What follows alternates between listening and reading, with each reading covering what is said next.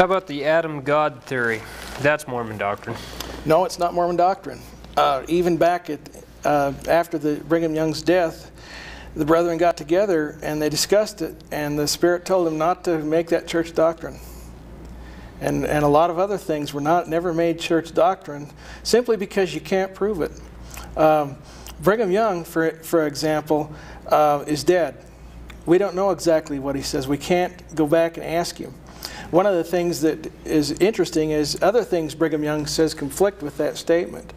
And so what we do is we go back and read what Brigham Young says, and what he's really, in my mind, saying, or tried to say, and a lot of people corroborate this, is that Adam was God in the sense that he was God over the earth. In Genesis it says the Lord made him, gave him dominion over the fish of the sea, and the insects and the whole earth. So in that sense, Adam was given the title of God the Father of the flesh. And so as long as all of us are in the flesh and we do not accept Christ, we are of Adam. Adam is the only father that we have anything to do with in the flesh, until we are adopted into Christ, back into the God family. Because as Adam fell, so we fell.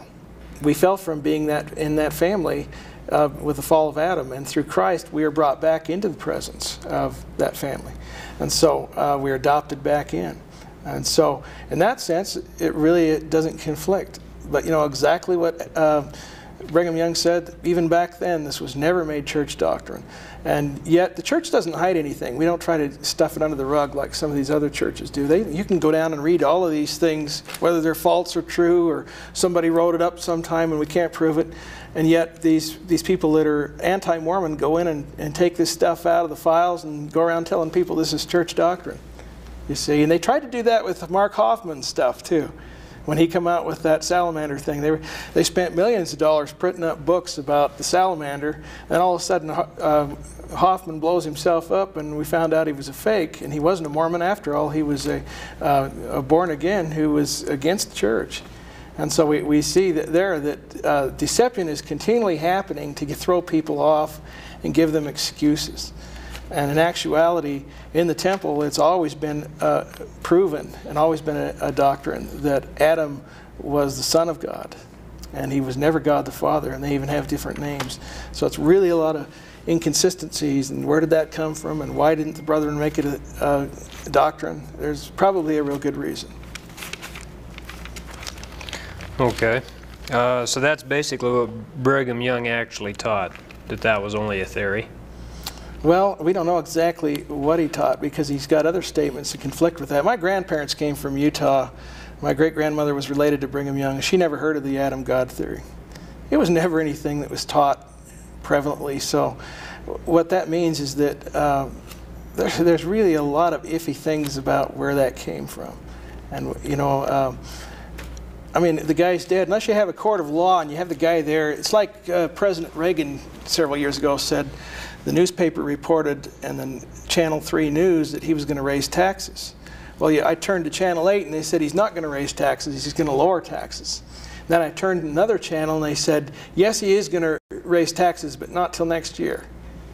And as it turned out, all of those were wrong. People who were listening to Reagan interpreted what they wanted to hear. There are a lot of people, historians, there was no rules about what you could write in history back at the time of the church. Back in American history, there was no rules about checking up on somebody's interpretation of history, whether it was true or whether somebody put their own slant in it, their own bias, in order to make it look like. Well, there was tons of things that happened when the church was divided up at Joseph Smith's death. Another church broke off from our church, and things were coming out that Joseph Smith had said that he never said. And documents were being presented that other guys wrote up and saying, well, Joseph Smith says it right here, and here's his revelation. That was happening so much that it got to the point with all the persecution that unless the brethren could pray to the Lord and get an answer, well, this is really what he said, they didn't make it church doctrine. And so our doctrine comes when the Lord tells us, hey, this is right.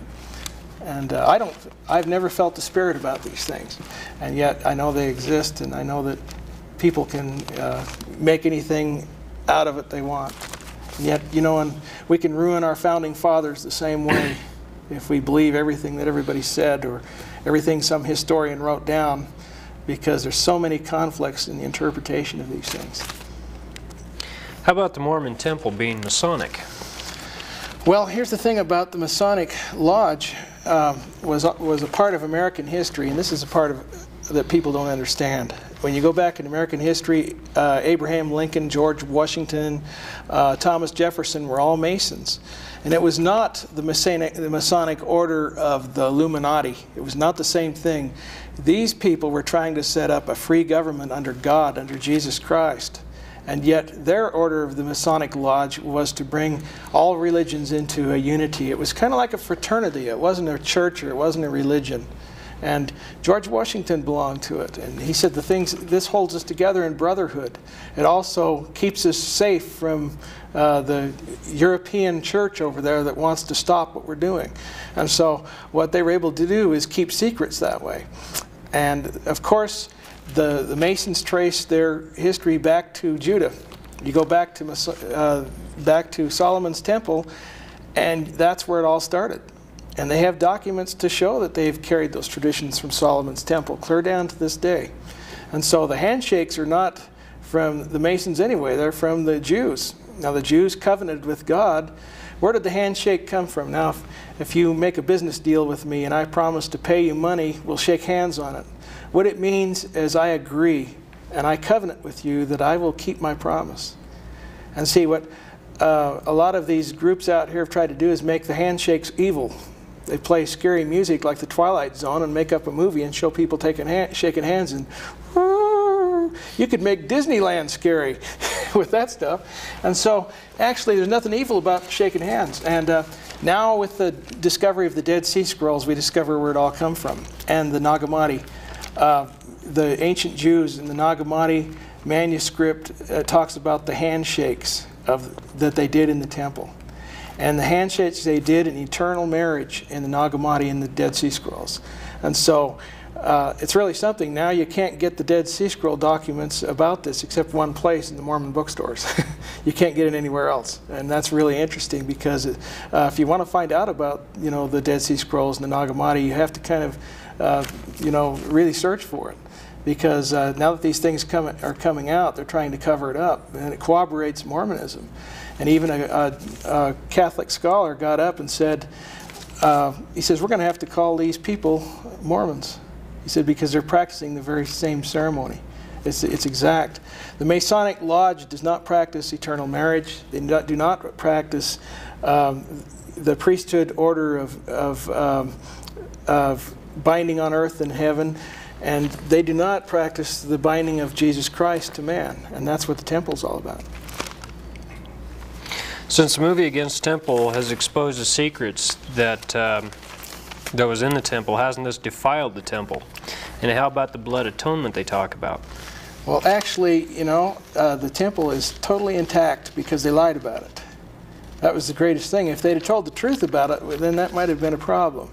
But since they lied about it in these films and misrepresented and tried to demonize it, they actually misrepresented it, and the temple remains totally pure and totally intact.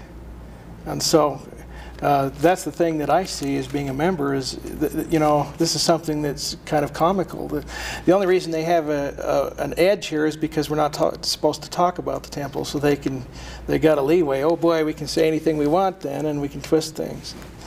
And so being a Mormon, that is kind of a comical thing anyway to even think about. What about the blood atonement? The blood atonement is something that's symbolic and has nothing to do with the way they represented it. They represented it, if you don't follow the Mormon priesthood, they're going to get rid of you. They're going to cut your throat or something. And they passed this out in all of these books and movies. In actuality, there is no documentation that ever took place. And when I ask people to show me documentation, they can't produce it. And you know, you can't talk about this, but it's the same thing that's taught in the New Testament. Now, you tell me if this is evil. In the New Testament, Jesus said, rather than turn away, or rather than sin, you should gouge out your eyes. Rather than sin, you should cut an arm off or cut a limb off. If your right hand offends you, cut it off. It's all symbolic. Now, if somebody wanted to make a big deal about that, we'd have to take that out of the Bible. You see, there's so many. Everything in the temple is symbolic, and it has a spiritual purpose. And it's all related to Jesus Christ in the New Testament. It's not related to anything Masonic. And now that the Dead Sea Scrolls and the Nag Hammadi have come out, that's destroyed that Masonic connection. There is none. It all traces back to the Jews. Okay. In other words, that problem's all over. As soon as people find out about it, it's they have to get rid of those films.